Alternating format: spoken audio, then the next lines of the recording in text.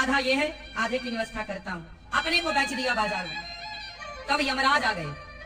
यमराज डोम का रूप बना कर आए, शमशान के मालिक बनकर। बोले तुम मेरे शमशान में काम करोगे? हाँ करूंगा, मुझे इतना धन चाहिए। डोम ने दे दिया।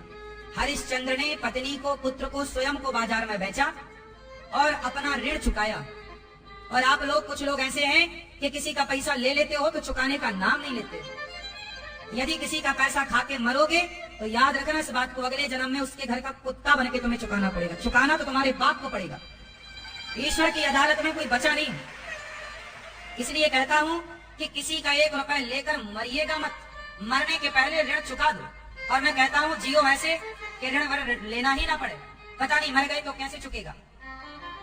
इसलिए किसी से 1 रुपए ना लेना, 1 ना देना 2। और किसी का लिया है तो जल्दी चुकाओ। आप नहीं चुका पाओ तो आपका बेटा चुकाए। हरिश्चंद्र बाजार में बिक गए पर ऋण चुकाया। और आजकल के लोग 5000 लेते हैं तो 5 साल तक नहीं चुकाते और बोलते हैं खा के भागे जा रहे हैं। अरे नहीं भागे जा रहे तो चुकाओ। पैसा किसी का खा के मत मरिएगा। आप लोगों ने किसी से लिया तो नहीं? लिया है तो चुका दीजिएगा।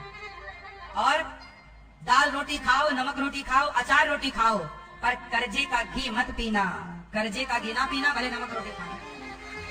कर्जा ना हो सिर पर, वही सुखी है जिसके सिर पर कोई कर्जा नहीं है। वो लोग बड़े परेशान हैं जिनके सिर पर रातों की नींद हराम है, उनकी जिनके सिर पर कर्जा है। कर्जा मतलब बुजुर्ग कह गए हैं कि जितना चादर है उतना पांव पसा दो। काम करो, आगे बढ़ो। बैंक से लोन लेके ही काम करना पड़ता है आजकल। करो, पर उतना ही लो जितना चुकाने की क्षमता है। और जितना भी कर्जा आपके सिर पर है, अपने बेटों को बता दो कि बेटा मैं मर जाऊं तो तुम चुकाना। आपके घर का पूरा किस्सा आपके बेटों को पता होना चाहिए। बाप का ऋण बेटा चुकाता है और वह बेटा नालायक है जो अपने बाप का कर्जा नहीं चुकाता। इसलिए बेटों को धर्म का पाठ पढ़ाओगे तो कर्जा चुकाएगा, वरना बेटा बोलेगा बाप से लिया दिया था, बाप को जा, बाप तो मर गया, हम क्या करें। जिसे नहीं चुकाना उसके पास लाख बहाने हैं। जिसे नहीं चुकाना उसके पास लाख बहाने हैं, और जिसे चुकाना है उसके पास कोई बहाना नहीं, सिर्फ चुकाना है। यही ईमानदारी। राजा हरिश्चंद्र बिक गए बाजार में पर धर्म को नहीं जाने दिया। अब क्या हुआ?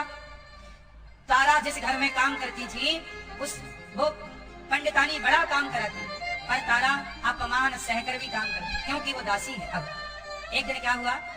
तारा का बेटा रोहित जंगल गया लकड़ी लेने, समिधा लेने, हवन की। तो वहां उसे एक सांप ने डस लिया और सांप ने भी विश्वामित्र जी के सारे पर डसा।